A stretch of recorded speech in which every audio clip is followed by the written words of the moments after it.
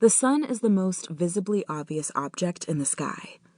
It lights up the world of the day and is the source of energy for the living world. Everything comes back to the sun. As Robert Hahn writes in his book Horoscope Symbols, the sun represents the energy that enables everything to exist. The sun is a disk, a great big circle in the sky.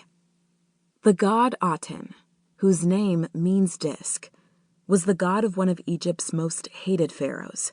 Akhenaten broke with Egypt's polytheistic tradition and forbade his subjects to worship any god except Aten, whom he called the sole god, and a god like whom there is no other.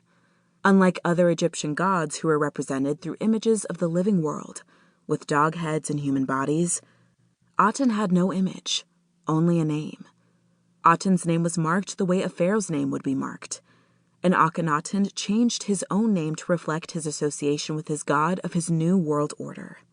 Eventually, because an imageless god was hard for Egyptian subjects to worship, Akhenaten compromised on his insistence that his supreme deity be completely imageless.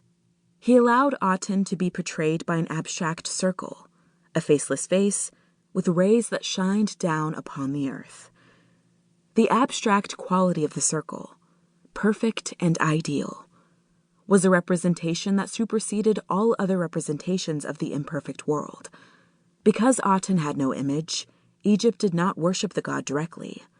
Instead, Egypt worshipped images of the royal family worshipping Aten. Thus, Aten's power was completely synonymous with Pharaoh Akhenaten's royal power. As John Baines writes, this religion was a religion of God and king, or even of king first and then God. After Akhenaten's death, his new religion was abandoned, his monuments destroyed, and his name erased from the list of kings.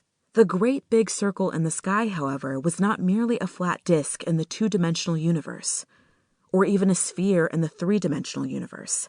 The sun is a chariot. It is circular time. Virgil represented the Golden Age optimistically.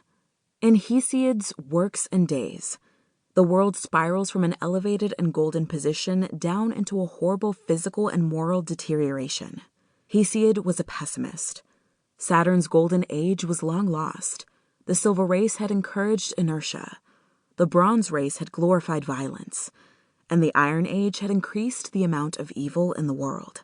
Still, Hesiod warned that there were worse days to come, when hubris would completely replace divine justice, and children would be born old with gray hair.